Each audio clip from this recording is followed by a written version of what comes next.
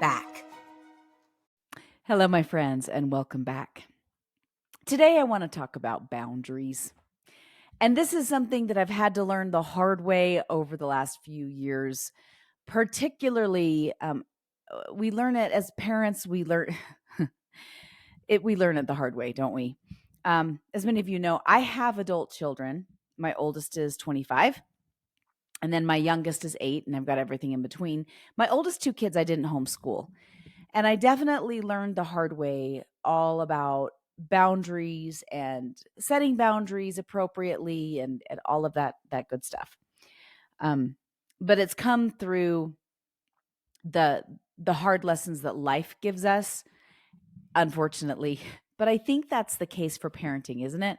That we hear lots of philosophies and ideologies, but it's not until we're actually in the situation that we have to put things into practice. And those theories and philosophies aren't always accurate, but we have to learn the hard way to do things. So I want to talk about this because it's come up a few times now in a couple different ways. I had somebody reach out to me with a very specific question, which I'll answer, and I did answer it for her when she messaged me. But also because I was on a couple different Facebook groups, and somebody on on a homeschooling Facebook group, an international homeschooling Facebook group, posed a question, and then on a different Facebook group, another person posed a question. And all of these things, the message I received and the two questions that were put on Facebook, had to do with boundaries. And I keep seeing it come up again and again and again. And so I want to talk about that today. And I've got my little notes here, but I've got so much on my brain that I want to share. And by no means do I look at myself as an expert in this area. I feel like with everything as parents, we're always trying to do our best to figure things out the best we can and take the best advice possible. So I want to share with you advice that I've received. I'm going to be referring to the book Boundaries by Dr. Henry Cloud as well, which is a great book. I would highly suggest it. I'll put the link for it in the show notes. But I learned very quickly the need for setting appropriate boundaries with our kids, and it's something that our kids need. So let's jump into what was posted on these Facebook pages, which most parents that were responding, and I didn't respond to either of these questions. Most parents responded the same way I would respond. And I guess I just assumed that some of these things were common sense, but apparently they weren't, because people have continued to post questions about boundaries, not so much on the School to Homeschool Facebook page, but on other pages. So this was what the first mom posted, and I'm just going to be paraphrase here, but she posted, I don't know what to do with my 13-year-old son. He doesn't listen to me. He refuses to do his schoolwork. He refuses to do anything I ask him. He won't do any chores. All he does is play on his smartphone. And when I sent him to his room, all he did is watched his big screen in his room and played on the computer. Okay, I don't know if you see the problem with this, but my first inclination is, number one, why does your 13-year-old have a smartphone? That's like giving them a smoking gun. And if you've never watched any of the work of Colin Karchner, who passed away a couple years ago, he talks heavily about children and smartphones, right? I'm like, why does your 13-year-old have a smartphone? Number two, why does your child have a television in their bedroom? And number three, why do they have a computer in their bedroom? I'm like, you're asking for all sorts of problems. And number four, you're the parent. You can take those things away. But this parent felt totally helpless. And I forgot to mention, in the post, she wrote, I don't want him to be mad at me. I'm like, are you more concerned about being popular with your child, or are you more concerned about being a parent? Anyway, so a lot of people responded the way I would have responded, which was, take away the smartphone, take out the television, Get rid of the computer. Like, be a parent. Like, buck up and grow up and be a parent. And if he's mad at you, well, wham. Like, raise a good human being as opposed to being worried about being popular with your child. Anyway, so that was the first post, which blew my mind. That anyway, it blew my mind. But I had a friend many years ago say the same thing when our children are the same age. And my oldest son and my second oldest son and her oldest son are the same age. And my second oldest son is now 22 years old. But when they were like 8 or 9, she asked me, they went to the same school, and she said, I don't know what to do with my son because he doesn't listen to me. And I send him to his room and all he does is play his video games. And I'm like, well, there's part of your problem is you're rewarding him for him going to his room. Why does he have video games in his room? Take them away. And the same response. Well, I don't want him to be mad at me. Well, let me tell you something.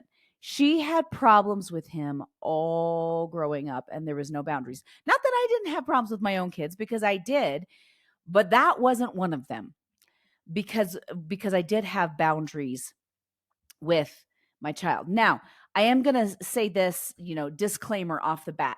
Some of you are dealing with children with heavy emotional problems, and they came with lots of hard stuff. If you've adopted a child, you fostered children, and they have things like reactive attachment disorder, or RAD, or oppositional defiance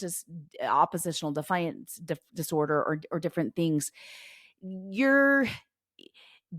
This discussion is only going to pertain to you a little bit, and you really have to going to get bigger help than I can give, just because that's a whole different set of things that you're dealing with. So know that I see you, I hear you, I understand you, and you probably like, yeah, these things don't work for me. Well, with some of the kids, it's not going to, because they have bigger things in their life than simple boundary issues. And so you might need professionals' help for that one. But for run-of-the-mill, general kids, kids who you've raised and don't come with a lot of baggage because you've had them, although maybe you're like, no, with me, there's baggage. I certainly feel that way sometimes. Kids need boundaries, and they need lines. The second Facebook post that was written was a lady who said, I don't know what to do about my child. They think they may want a public school. Anyway, but it was the comment, one of the comments that really kind of baffled me. And this other lady who has, her oldest is 10 years old, responded and said, when my children turn 8, I homeschool them up until the age of 8. And then when they turn 8, I let them choose whether or not they should go to public school or continue to homeschool. And that blew my mind, because I thought, they're 8. They are not emotionally equipped to make a big decision about their education when they're 8. They don't know what they don't know. They don't have life experience at all. Most of them are barely learning to read, and you're putting that burden on that child, which reminded me of Corrie ten Boom's The Hiding Place. And she shares in The Hiding Place, she shares an experience where she's on the train with her dad, and she asks her dad what this thing is. And it's an adult word. And she said, what does this mean? And he asks her to pick up, he gives her his very heavy suitcase, and he says, I want you to pick this up. And she's like, this is too heavy for me. And he said, yes, Corrie, there's some things that are too heavy for children to carry. That's why adults carry those things. And so, I'm not going to explain what that thing that you're asking about is now, because you're not ready to carry that kind of a burden with understanding what that thing is. And that's how I felt with the second Facebook post, was like, why would you put that burden on a child? As a parent, that burden should be yours. You should be setting the boundaries. You should be explaining things. You should be making those heavy decisions until they're much, much older, when they're capable of making those decisions on their own, which to me had to do with boundaries. Like, why would you, anyway, I did share my opinion on that one, I do have to say, because I was like, no, that's too much of a burden for a child who doesn't know what they don't know, who is not capable, whose prefrontal cortex is not developed and won't be for several years, to make that big of a decision. And they don't know the garbage that's going on. You as a parent, that's your responsibility. That's your burden to carry. So anyway, there was those two things. And then I received a message regarding what to do in a co-op with a parent and a child who the child is running amok in the co-op and doesn't respect other children's boundaries. The child is a great kid, but he doesn't respect other people's personal space. He yells and screams when everyone's trying to be quiet and listen. And the child is just kind of running amok and there's no boundaries.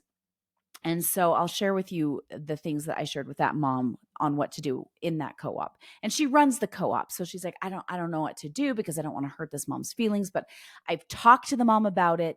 Nothing has changed. And now we have other people who want to leave the co-op because this child has no respect for boundaries. So what do I do in these situations? So let's get into it. And I'll answer the question on what do you do? So, and I've been debating like what's the best order to go in all of these things. So let me share with you about back when I was teaching school. I started in the classroom, and my department chair had shared with me about a class that he said, your third period class, because he looked at my class roster for the upcoming school year, and he said, your third period class is going to be a challenge because their former teacher last year had zero boundaries with them. Let them run amok in the school. The teacher had to be talked to by the principal. I was a theater teacher, so with theater, oftentimes we'll divide the kids up into groups and let them go and practice in the hallway and in different areas of the classroom or on the stage or whatnot. But the teacher before me let the kids run amok, and there was all sorts of problems. And so he said, you're going to have a lot of problems because these are now the 8th graders. As 6th and 7th graders, they were allowed to do whatever they wanted, whenever they wanted, and it caused all sorts of problems. Anyway, so you're going to have to do something about that, this class. So I set up very distinct, like, these are the rules, the expectations, and here's the consequences for the behavior if you choose to break the rules. So the first day of class comes around, and all of my classes are really good and quiet, and many of them, it's their first year in theater, and so they don't know what to expect, and I'm a new teacher.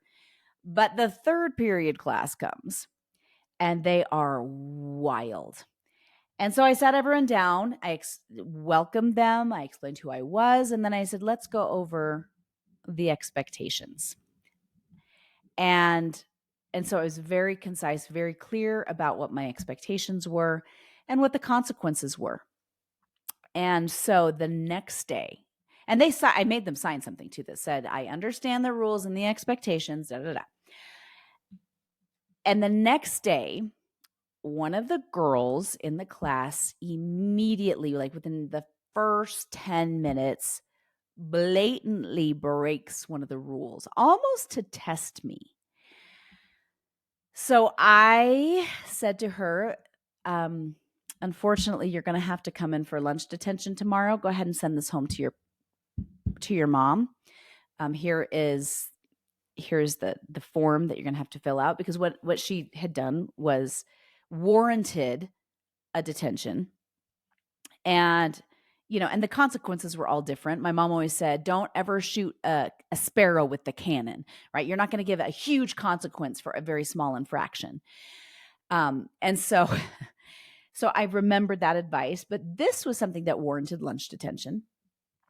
And so that afternoon at about 4:00, I hadn't left the school yet, and I received a call from her mother. And I taught at a very wealthy school. Her mother was one of the major newscasters on one of the news stations, very intimidating person. But she said, my daughter came home and said she got detention, and my maiden name is Judd. She's like, Miss Judd, it is day 2 of school. This is inappropriate. And I said, is it? Is it inappropriate? Mrs. So-and-so, yesterday I outlined very clearly the expectations of these children. And your daughter the very next day, and she signed it saying that she understood what the expectations and what the consequences to every expectation would be. And there weren't a ton of them. There's just a few. I'm like, these are the rules. You cross the boundaries, you get consequences. I said, your daughter broke the rule immediately within 10 minutes of class starting on the second day. As I wrote in the paper that I sent home to have her sign, this is what she did. This was the consequence. She knew that. And she said, oh my goodness. I said, your daughter is a good kid. I can tell that. And I expect that there needs to be order in my classroom. Otherwise, it affects everyone's ability to learn. Isn't public school great? You got 30 kids in your class and you have to worry about discipline all the time. Another plus for homeschooling. So anyway, the mom said, oh, okay, I understand. And I'm sorry that she did that. She will be at lunch detention. So we actually had a really good conversation. I know a lot of teachers now are like, yeah, the parents are like, they shouldn't get any consequences ever. Like, and maybe that's why our society is our society is messed up as it is right now. So anyway, the next day, the girl came in for lunch detention. I never had a problem again with the child. As a matter of fact, she became an advocate for making sure that the rules were kept. And my students knew very clearly that, like, don't cross the boundaries, because if you do, the consequences will be real. I also had a thing where I would shut the door as soon as the bell rang. I would shut the door. If they came in late, they'd have to sign in with a red pen. I would and immediately do attendance, put it into the computer, and then let it go. And I told the kids, I said, if you have more than 3 tardies per the school policy, you'll end up getting lunch detention. And so, again, remember, the school system is training kids to do what they're told, right? Which is different than parents training children to have boundaries and expectations. But anyway, to keep order in a school, as teachers, they have to do that. I get that. I understand that. You got 30 kids in the class period. You got to keep order. So I had several kids, and they'd shut the door. I wouldn't say anything to them. They'd sign in red. I'd take it. I'd mark the tardies. I'd mark the absences. And I had one girl come up to me after a few weeks, and she had been tardy 3 times within the first 3 weeks. And she said, I didn't think you were actually going to give us detention. And I got a slip from the office that I had lunch detention because I've been late. And I said, of course, I wasn't kidding. When I said I was going to do something, I will do it. And I didn't have to remind you. I said it once.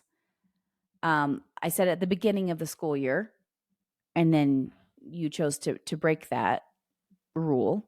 And so, yeah, I'm not going to say something every time you come in. I'll just do what I said I was going to do. And that child was never late again.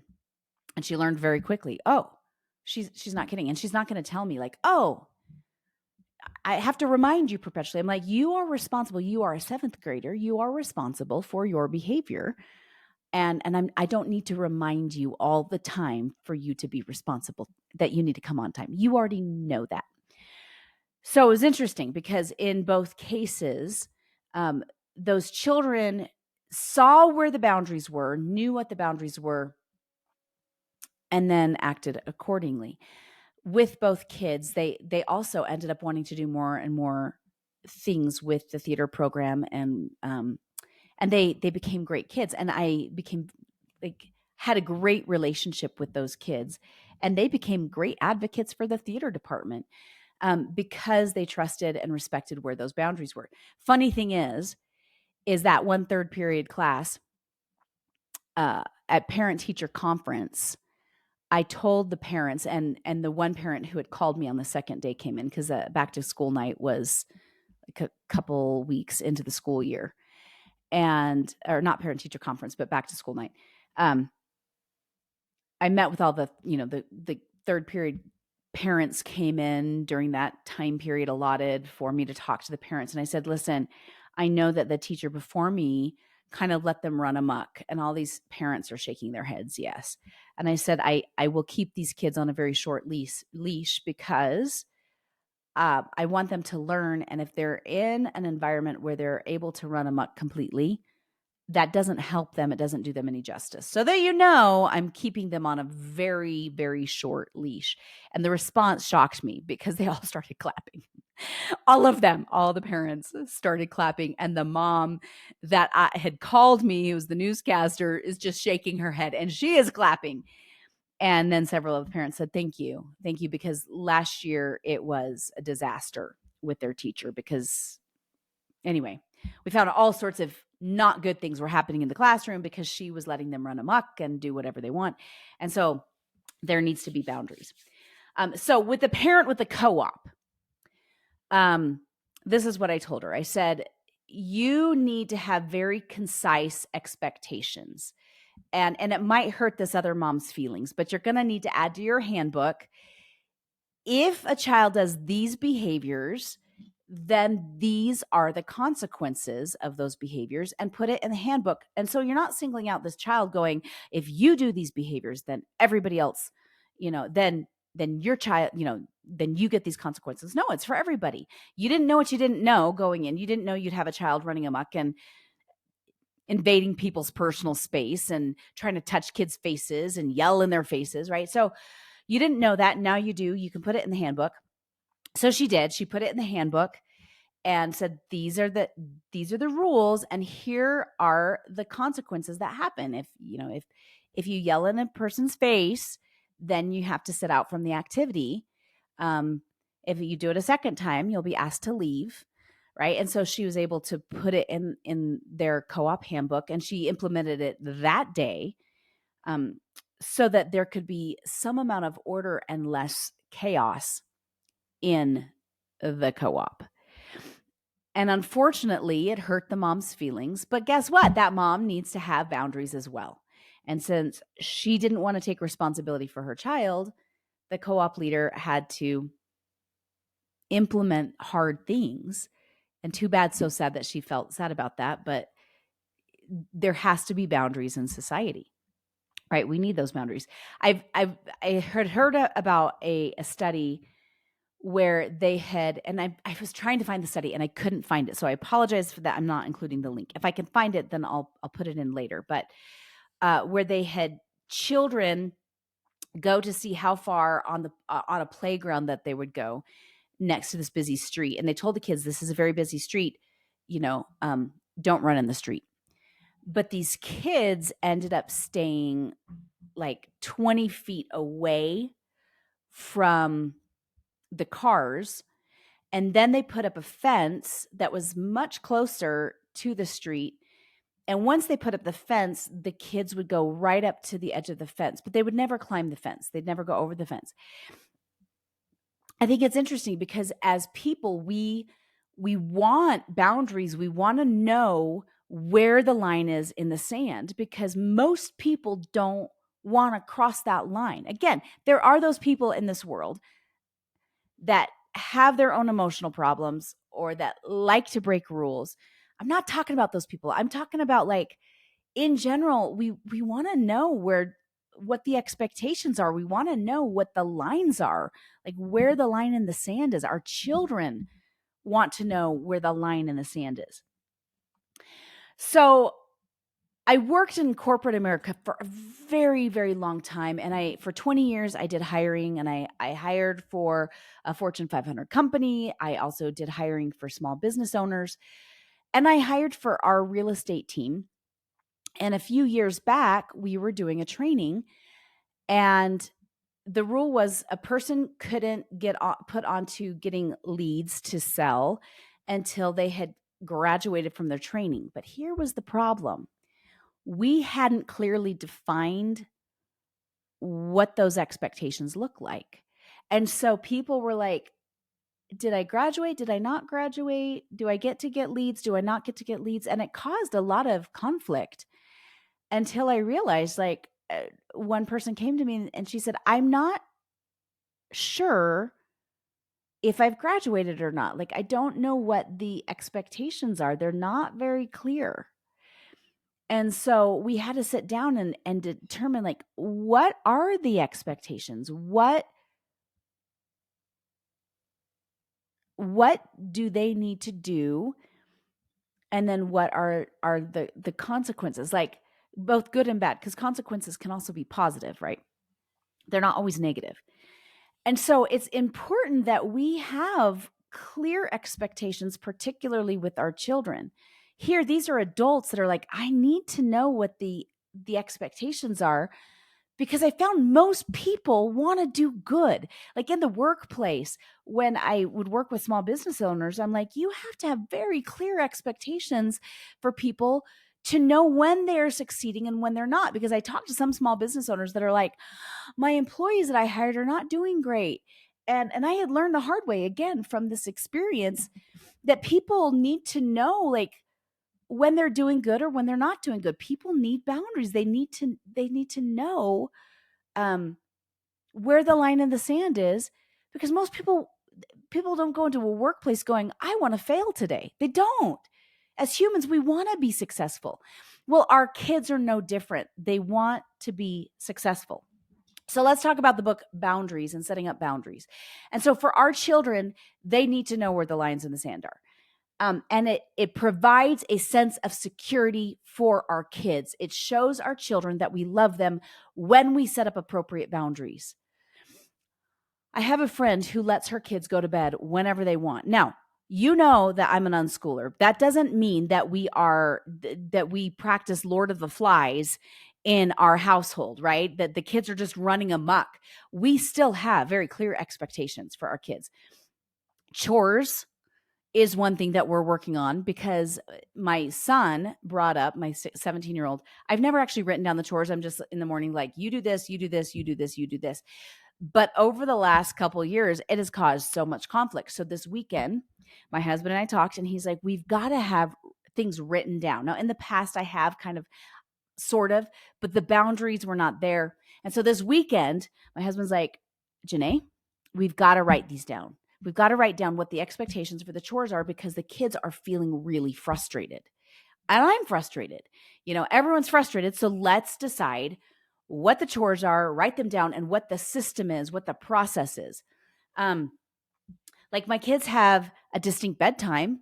Like 8:00 comes and it's time for bed for my 8-year-old. And she knows that, and she relies on that. And she'll say, I am getting tired. Sometimes she'll say, can I stay up a little bit later? But she knows, like, this is the expectation. My 11-year-old, or actually he just turned 12, my 12-year-old has, a different bedtime. And the other night he stayed up way later. Instead of going to bed, I said, okay, it's time for bed. He went downstairs to watch television, which we have, we're doing speaking of boundaries, I said, you kept crossing the boundaries with playing video games longer and longer and longer. And I didn't stop you, which is my fault. But I feel like we just need to take a fast for the whole summer from video games, which he was okay with, actually. And part of that problem was me not enforcing the video games, right? But in this case, he went to bed late, and I've been really working hard as a parent going, okay, I have to enforce the consequences that we've set up when when lines are crossed. And so I said, okay, kiddo, I told you this is your bedtime. I just told you to go to bed, and you did the exact opposite. So guess what? Tomorrow you have to go to bed earlier. And he's like, fine. And so he did. My son, my 17-year-old son, when he first got his license, he decided it'd be a great idea to speed out of the church parking lot after church. Like, he backed out and then he gunned it. Like, we're talking, and his car is not that fast, but as fast as he was leaving the parking lot, my husband was so mad. I was so mad because my husband's like, he could have hit somebody and killed somebody that fast, even in the parking lot. And so we had a nice little chat about it. And I said, you need to give me your car keys. And it stunk because I had to enforce that and drive him places for a week. And we took it away for a week. We're like, it has to, this consequence you have to feel it. Because if you don't drive properly, you could hurt somebody. All right. The consequences, you got to feel this consequence so that you know that if you cross that boundary, you could do some serious damage and kill somebody. Like, this is not a little thing. This is a big thing. And he learned his lesson. He has never sped out of the parking lot again.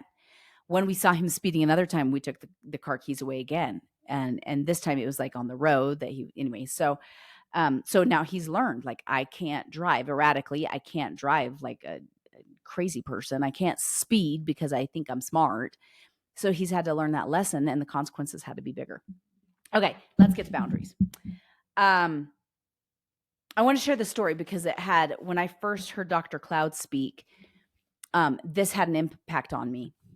He says, this is from Boundaries, chapter 2, and it's a little bit of a long story, but I feel like it had an impact. It stuck with me when I first heard it many years ago.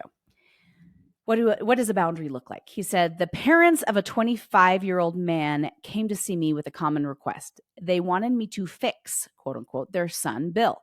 When I asked where Bill was, they answered, oh, he didn't want to come.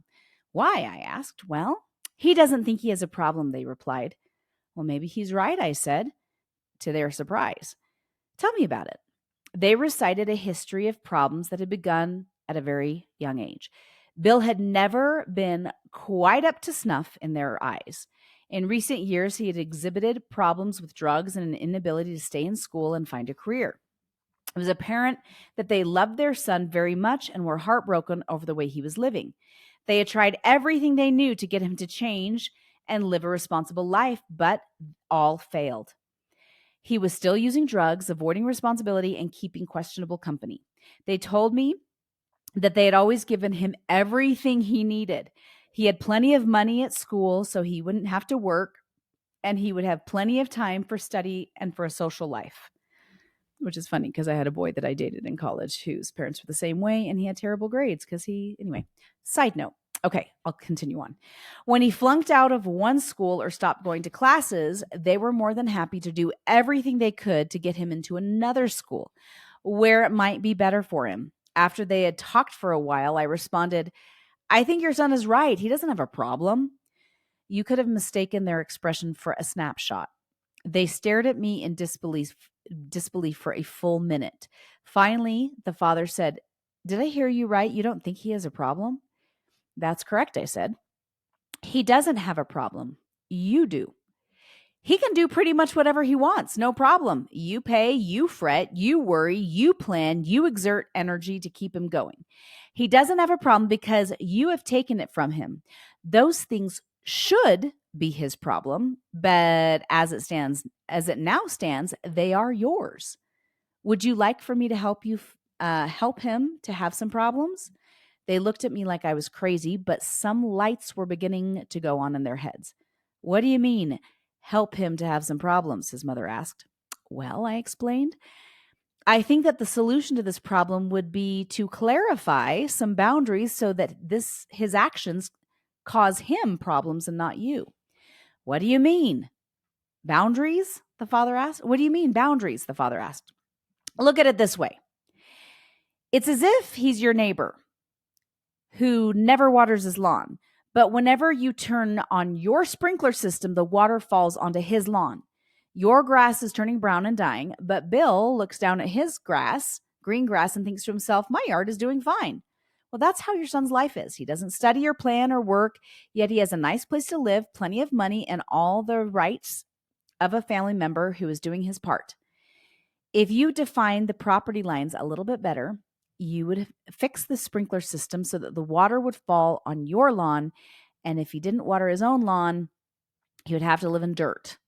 He might not like that after a while. As it stands now, he is irresponsible and happy, and you are responsible and miserable. A little boundary clarification would do the trick. You need some fences to keep his problems out of your yard and in his, where they belong. Isn't that a bit cruel just to stop helping him like that? The father asked. Has helping him helped? I asked. His look told me that he was beginning to understand. Okay, so it's kind of like the parent who's like, I don't know what to do. My child doesn't listen to me. And all they do is look on their cell phone, and then they go watch television in their room and play video games and get on their computer. Really? Take those things out of their rooms. You're the parent. They're not paying for it. Okay, so this is what Dr. Cloud talks about in his book, Boundaries. He says, how we approach, again, and that story is from it. So I think with our kids, if we give them everything all of the time, and then we don't set up boundaries, they run amok and it doesn't teach them anything. Our job as parents, one of our responsibilities, is to teach them to become good people. Okay, so he says, how we approach boundaries and child rearing will have enormous impact on the characters of our kids, on how they develop values, on how well they do in school, or in our case, homeschool, on the friends they pick, on whom they marry, on how well they do in a career. And this is what I thought was really fascinating. He says, second only to learning how to bond, to form strong attachments, the most important thing parents can give their children is a sense of responsibility, knowing what they are responsible for and knowing what they aren't responsible for, knowing how to say no and how to accept no. Responsibility is a gift of enormous value. And so then he goes on and he says, developing boundaries in young children is that proverbial ounce of prevention. If we teach responsibility, limit setting, and delay gratification early on, the smoother our children's later years of life will be. The later we start, the harder we and they have to work. And then he goes on.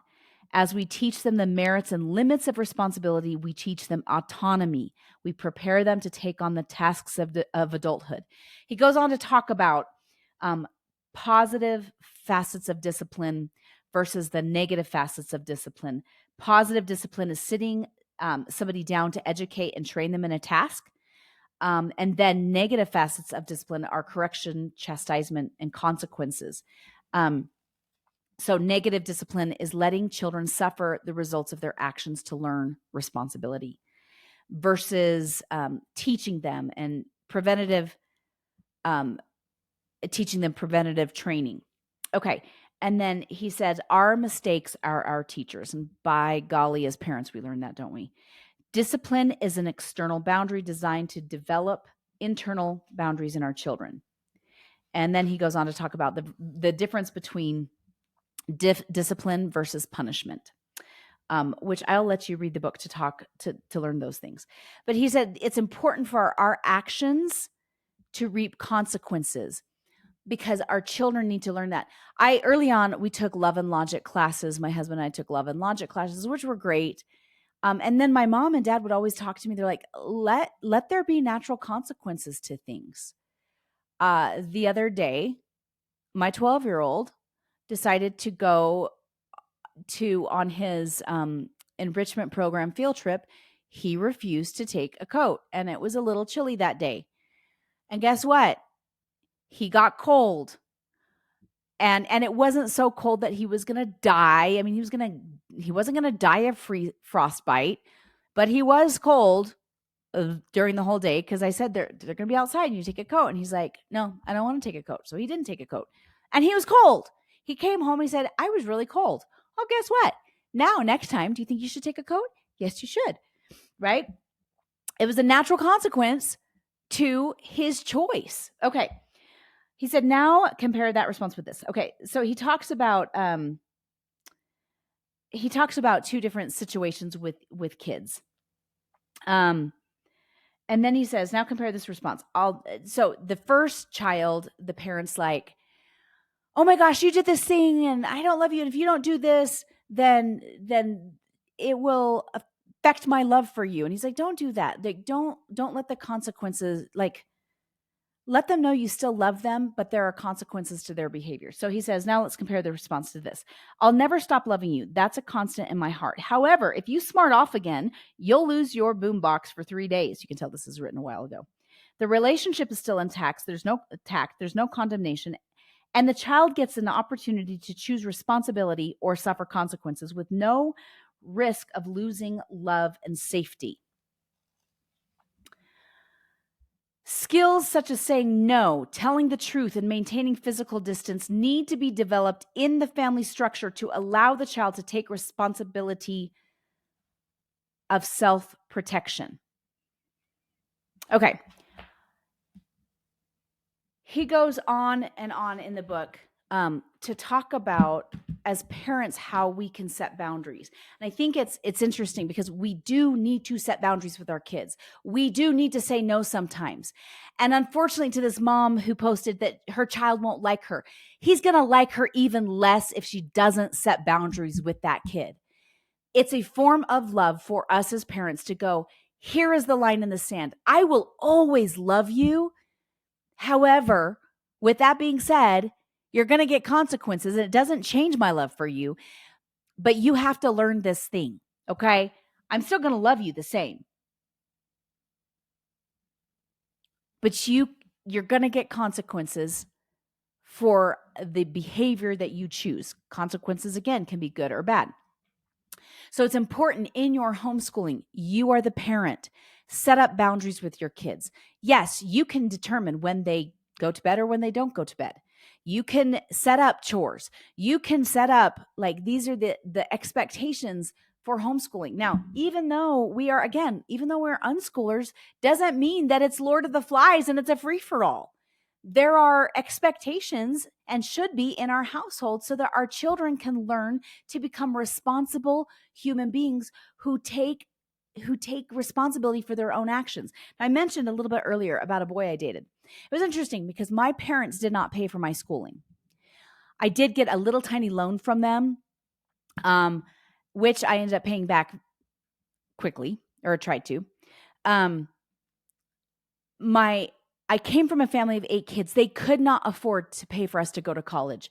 We all had to pay for ourselves to go to college. Now there's the debate, do you even need college? And in most cases you don't. But back then, when college mattered,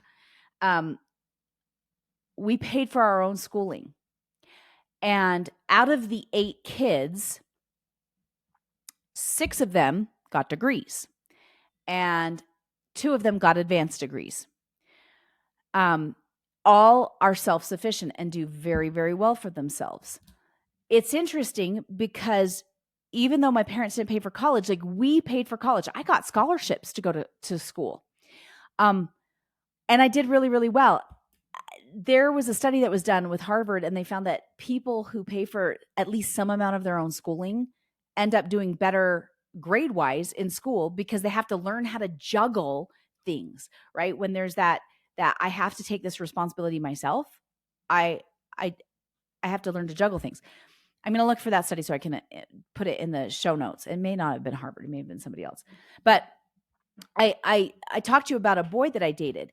He had terrible grades in school, but yet he said, my parents paid for my education and my room and board because they said my job was to go to school. Well, he never learned time management, and he struggled into adulthood, and his parents continued to rescue him whenever he needed financial rescue.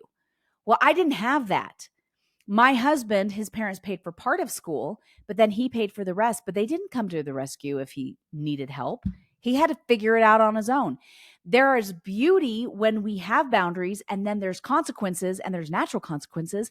We learn to become adults, which is our whole point of parenting, is to teach our children to become adults. And in our case, one of our values is to teach our children to become God-fearing adults. That comes when there are consequences, when we set up boundaries, and then allow the consequences to take over. Now, one last word is that as parents, when we do set up boundaries and we tell our children what the consequences are, and again, they need to be appropriate for what the boundary is, it's important that we have the integrity to enforce those consequences.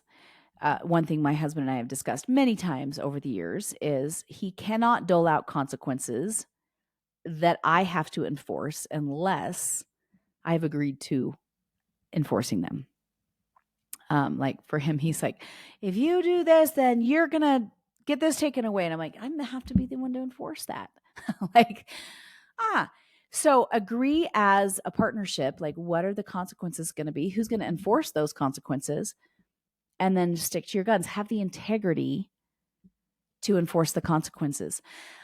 Our kids need that from us. It's a sign of love, and they feel safe when they have parents who love them enough to give them consequences. I was talking to my 22-year-old, and as I've mentioned before, I took on my 22-year-old when he was 3. I am not his biological mom. His biological mom let them run amok and ultimately ended up losing custody. And I became full-time mom. And so I guess I met him when he was 3. We got married when he was 4. And something that just this last week, he's like, Mom, I really appreciated you because I knew where the boundaries were. And even though I didn't always make the best choices, I knew that you always loved me regardless. Even if I screwed up, like you still loved me, and Dad would still love me, even when I'd mess up. So for all the mistakes that I made as a parent, I did that one thing right, So this is your charge, is to set clear boundaries with your kids, whether it's with chores, with schoolwork, with friends, whatever that looks like. Enforce those boundaries and remind your kids that you love them regardless, that you still love them. Have a good week, my friends. You're doing better than you think you are. Set some boundaries, whether it's in your co-op, with your kids, with other people. You're doing better than you think you are. You got this, mamas and papas, grandmas and grandpas. We'll talk next week. If you enjoyed this today, please like and subscribe. You could also join our private Facebook group at School to Homeschool, or sign up for our newsletter at www.schooltohomeschool. Have a great day.